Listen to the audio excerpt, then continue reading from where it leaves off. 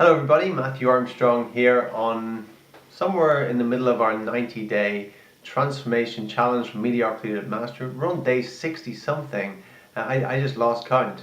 And it's a great pleasure to be speaking with you. We finished the book, The Values Factor, so I've laid that aside.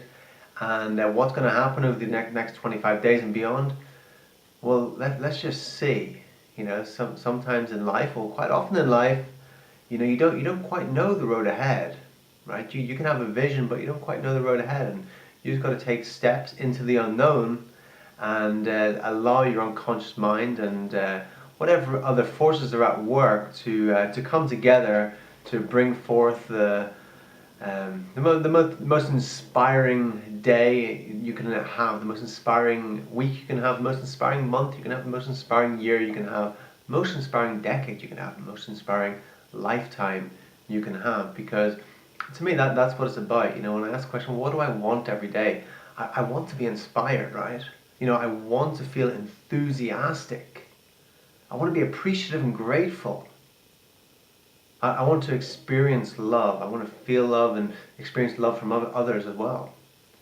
That's what I want to experience on a daily basis, as much as possible. I'm under no illusion that all range of emotions will keep coming. I've experienced all range of emotions, like I guess most people have, and everybody has, and I guess they'll just keep coming. So sometimes I'll just feel sad. I can just sit and be in silence and just feel sadness. Sometimes happiness, sometimes joy, sometimes sorrow, sometimes whatever. Emotions just come and go, right? But what do you want to feel, right? What do you want to feel? How do you want to be? What do you want to do? I believe it might have been Ralph Waldo Emerson that says something along the lines of, life isn't about happiness. The purpose of life isn't about happiness.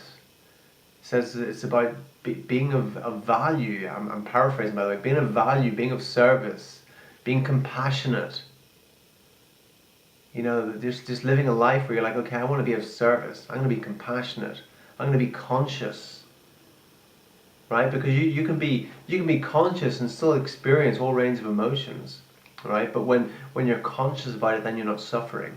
If you're not conscious and you're experiencing those emotions, then you're suffering because you don't know why it's happening to you. You think, why is this happening to me? And you don't see a light at the end of the tunnel or whatever. But if you're conscious when you experience the full range of emotions, then that's okay. There's no suffering there. You can feel the pain. You can feel the pang from sadness or hurt or whatever. You can feel the pain.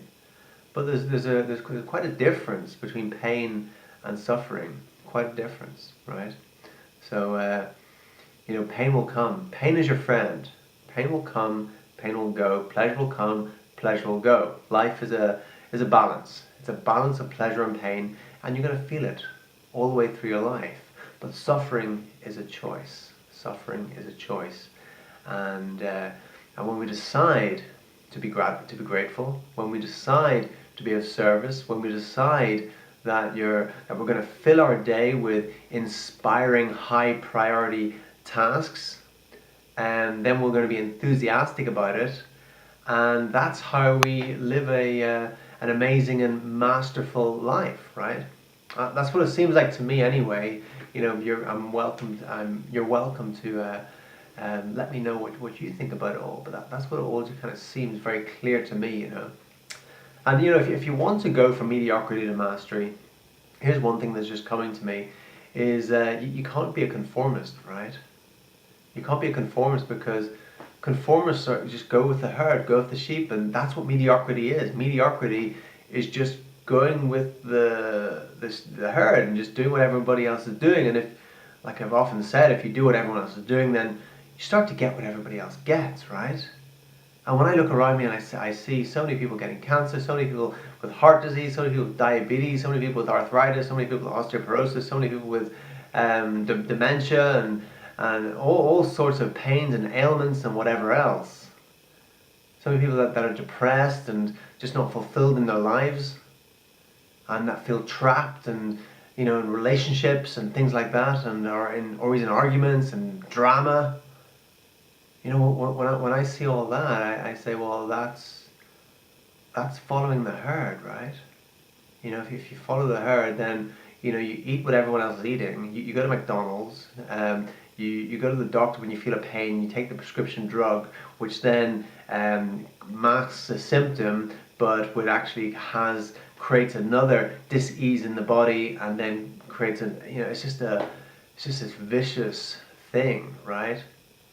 And what I decided, or I don't know, maybe it's just part of who I was, but I was a rebel, right?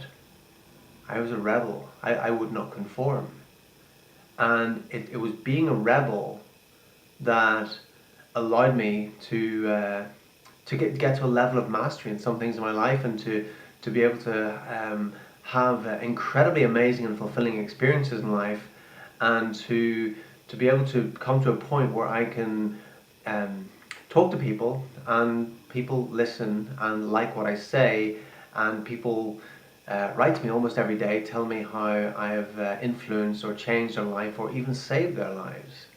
And I get that on a regular basis. And you know, how did that happen? Well, it happened because I was a rebel. I when the doctor said to me, look, you know, you need an operation on your knees are never going to get better by themselves. I rebelled against that. I rebelled against authority. I rebelled against, you know, the status quo, what was supposed to be, right?